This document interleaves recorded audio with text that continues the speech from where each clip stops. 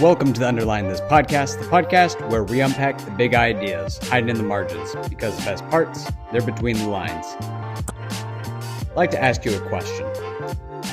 What happens when history's darkest figure is dropped into today's world? And people laugh instead of recoil in fear. Hypothetical. Our book that we're going to analyze today is Look Who's Back by Timur Vermes. And I will say this is an incredible satire. And satire has always been one of the sharpest tools for processing pain, provoking thought, and even sparking change. I have a lot of respect for creatives who use satire and who can take a sensitive topic and make it funny or thought-provoking without it becoming disrespectful. And this book, in its execution, really reminds me of Mel Brooks' musical The Producers, which is about a pair of producers that attempt to create a flop of a Broadway play so they don't have to pay back their investors. And the name of the musical, Springtime for Hitler. This story also reminded me of Jojo Rabbit, the little boy whose imaginary friend is Hitler and wants to serve in the Third Reich. Vermes, like the others before him, like Brooks and the director of Jojo Rabbit, walked across a lake of thin ice, but through crafty storytelling, made it across to create something unique and memorable. I'll start with a summary of the book, introduce the author, we'll look at influences for writing this, and break down key themes. Let's kick off with the summary. The year is 2011, and it's not a typical day in Berlin. Adolf Hitler mysteriously wakes up in a park, smelling of gasoline. He's healthy, alert, but his mind is stuck back in World War II, Germany. When people meet him, they think he's an incredible methodology actor and comedian parodying Hitler. Instead of being arrested, which is a valid point to bring up, that I'll share in a moment, due to the political climate of Germany today, he becomes a media sensation. Hitler stars in a comedy show where his authentic behavior is seen as cutting-edge satire, and nobody catches on and realizes that he is indeed the real Adolf Hitler. Instead, they laugh and they follow him. At the end, Hitler sees discontent, polarization in politics, and media obsession, which he takes what he sees, and in conclusion, he thinks that this is fertile ground to spread his ideas. There's a little preview of things to come. But before we unpack those, let's talk about our author, Timur Vermes, who was born in 1967, Nuremberg, Germany. And just that little detail, or major detail in of itself, shows how much local history influenced Vermes. Quick detour and a history lesson. I double majored in history, and it's rare I get to use it and say I'm an authority, so buckle up.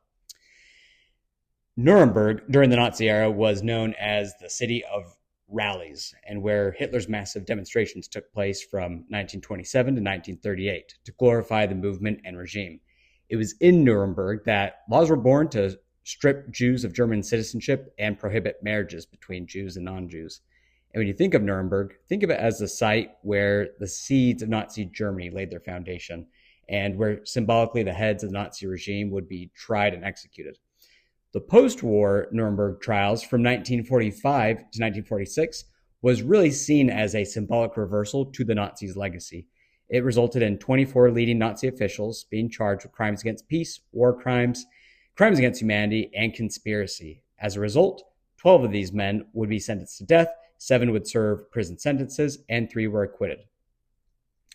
With all this history in Vermes' backyard, I'm really not surprised that as an author and journalist, he pursued writing Look Who's Back. Now, back to the author. Vermes studied history and politics at university and later became a ghostwriter for various books, many of which would be celebrity memoirs, which I think is another interesting major piece of the puzzle. This book is written like a celebrity memoir, but the celebrity is from the point of view of Hitler. Look Who's Back was published in 2012 and was Vermes' debut novel, quickly becoming an international bestseller and adapted into a 2015 Netflix film. So let's talk about Vermes' writing style.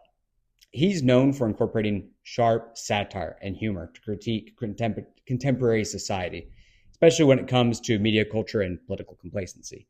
I believe there's a lot of potential for Vermes to expand this idea of taking a historical figure back from the grave and putting them into the modern day world. If I were his publicist, I'd recommend a Look Who's Back series and universe.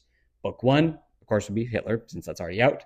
Book 2 could be Karl Marx. Book 3, real big pivot, but shout out to my great-great-grandfather, Brigham Young. And Book 4, Che Guevara. And the list goes on.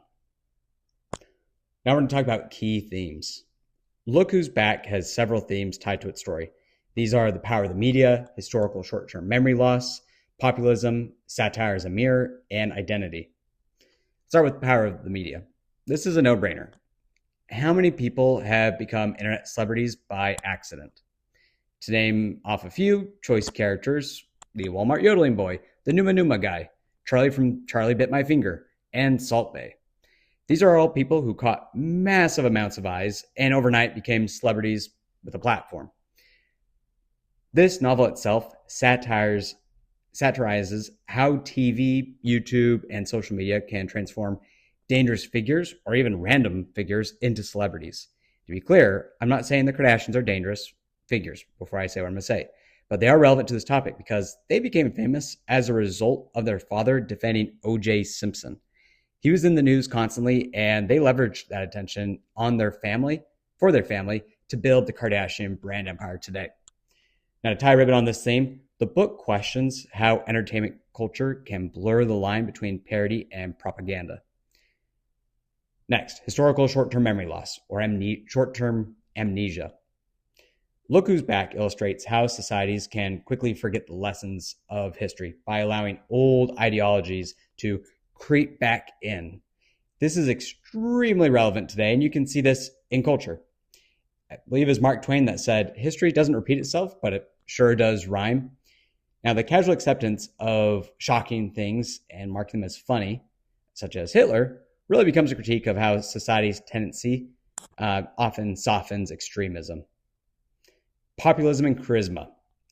Vermes shows how populist figures can quickly get traction through blunt, extreme, and authentic communication. This is similar to the style of telling it like it is, even when ideas are extreme. The book explores the psychology of why people might be drawn to authoritarian rhetoric. Why is that? People just like strong personalities and authenticity. We're drawn to shock value. Without naming any names, look at influencers out there who have a following, but continue to be banned on multiple platforms. Not that the platforms are justified. Of course, I'm just saying this is a case-by-case basis. And, of course, don't make this a big deal in the comments. Now, looking into the mirror of satire. As wild of a story that this is, it's got a pretty deep meaning. And this isn't just about Hitler. It's a critique about the world we live in. The novel questions whether our own society is immune to dangerous, self-serving demagogues. The answer to this is we have very, very little immunity. And as much as we'd like to believe that extremism can't get a footing in our society, it truly does take deep roots and grow. Now, identity and authenticity. Hitler is real, but everybody doubts what they see and think his existence is absurd. The novel, to me, uses this as a warning. Hitler is just a symbol for a dangerous individual that exists today and creeps into the waters of the mainstream flow. Whether it be on social media or television, dangerous people can spread toxicity a lot easier today than they could before. Now, a common argument that I've heard is it's just performance, or it's their way of getting attention. This plays on the theme of truth versus performance in public life. Let me give you some of my takeaways. My biggest takeaway when looking at the author, the themes, and the context under which this was written, again, is that this is a warning. It's a warning that what happened in the past can repeat itself, or rhyme, as Mark Twain puts it. And despite a different landscape, it will continue to repeat itself. And what do I mean? I mean, dangerous ideas, tyrants, and extremism have always found ways to gain traction and spread. Hitler rose to power by gaining followers through his charisma, popularity, blunt communication, and leveraging the media at that time. Look at this is history repeating itself. Hitler is like a virus. He used the same tools, but in the modern era. He starts small and moves his way up in the media. World War II, again, is an extreme example, but it's an extreme that everyone is familiar with. Germany has made strong advances to learn from its past. Now, we're going to go down another side tangent. Again, it's not often I can use my history degree. Germany has laws related to speech as a result of World War II. So, for example, Holocaust denial is considered a criminal offense that could result in 5 years in prison. And the use of Nazi symbols in public has a maximum penalty of 3 years. Hate speech that incites hatred towards another is illegal and comes with heavy fines. Obviously, Nazi groups are banned by their constitution.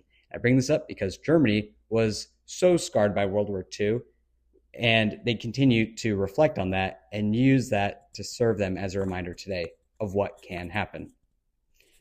In conclusion, I'll leave with a warning from the protagonist himself.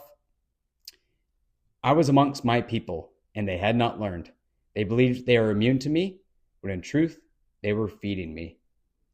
It's an eerie quote, and again, I think that using Hitler in this context really just serves as a warning, and he is a symbol of what happens when we downplay extremism and allow it to fester and creep into the mainstream world. Thank you very much for joining today. I know this was a quick one. We got more to come, but I appreciate everyone's time and listening to this and your support. Please give us a subscribe on social media or wherever you get podcasts. Thank you, everyone. Bye-bye.